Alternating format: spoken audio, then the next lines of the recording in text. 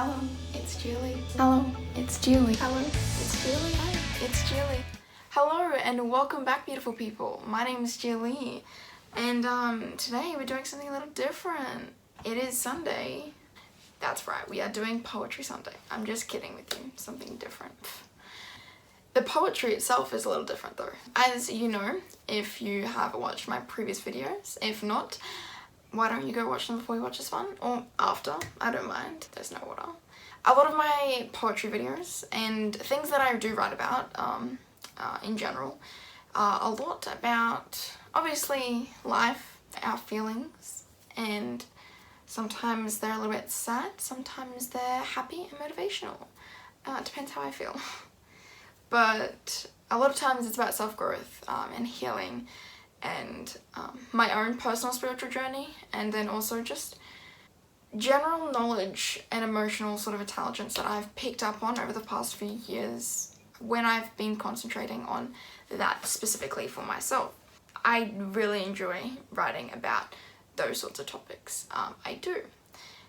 But the other day I was sitting down and I was purposefully writing, and I hadn't read about this particular thing in a while, and I don't know what came over me, but I just wrote something and I actually really like it. It's actually one of my favourite pieces that I've done in a while, and it's definitely about something that I have grown upon and that my mindset has changed on. I've read about this topic previously before. Obviously, when I go through things, in the past couple of years, I found that writing really helped me get things out and sort of put it into a neat little package that sounds really nice and it's a bit beautiful. So that's what I've liked to do. And so I did that, and I do that. And I'm still doing that.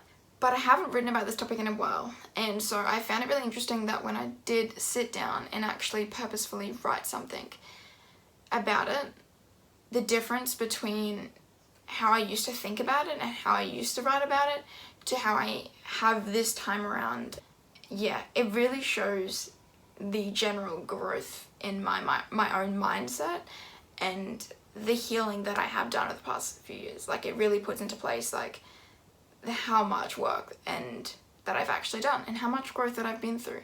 So it was really cool to actually see that growth for myself in a more physical place than just feeling it, if you know what I mean. That's sort of, yeah, a little intro into what I'm going to talk about. 3 words, 8 letters. I miss you. A phrase so commonly heard, but sometimes mistaken. Just because I'm not with you anymore doesn't mean I didn't cherish the time we had. Just because I cry sometimes when I think of you doesn't mean I'm not thankful for all that you gave. And even though I think of you every now and then, it doesn't mean I have hope that you'll be in my life again. It's actually because you're the reason I am who I am. I may miss you sometimes, but I don't need you anymore. An old wound creates a scar. It remains with you for life, although it slowly fades. The pain is no longer felt, but the memories persist.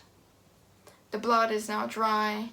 Written in our skin is a reminder of the 2 worlds that coexist. The past, the present, the hurt, the learnt, the love, and the respect. From one set of a mind to another, our hearts heal with little reminders of what once was.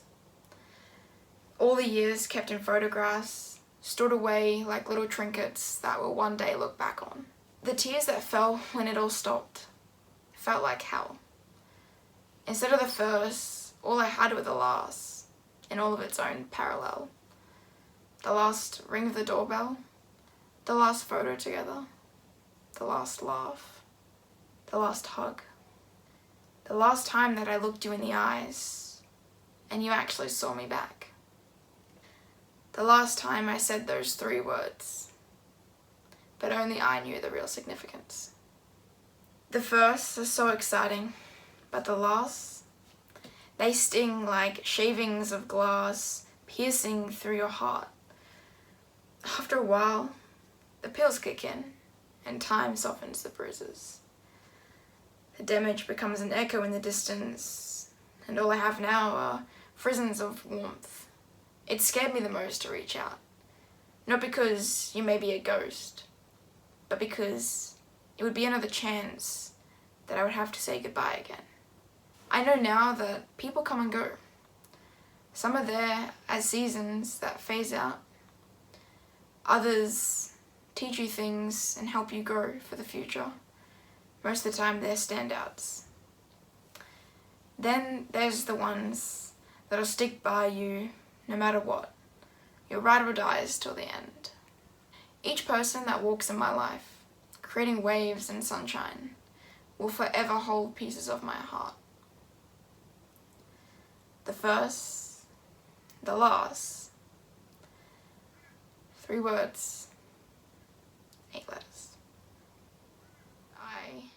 I remember when I wrote this piece, I actually had like a bit of like an epiphany. I was like, when I first wrote it with the start being I miss you, 3 words, 8 letters, you know. But the more common thing associated with 3 words, 8 letters is I love you.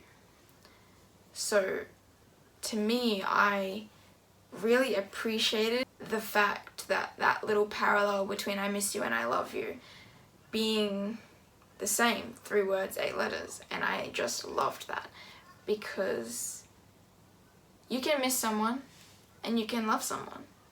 You don't always have to go from loving someone and then you miss them. Like, sometimes you do both. I had heard something that inspired me to write this particular piece. Just because you miss people, it doesn't necessarily mean that you want them back in your life or that you want to go back to that moment when they were in your life. It sort of just means that you cherish like everything that they gave your life and that you were a part of with them. And you can still have love for someone and still miss someone without wanting to have them back, pretty much. So this piece was close to my heart because of that. And yeah, I just want it to be a reminder that no matter what, people are going to come and go. And you can miss them and you can still have respect and love for them.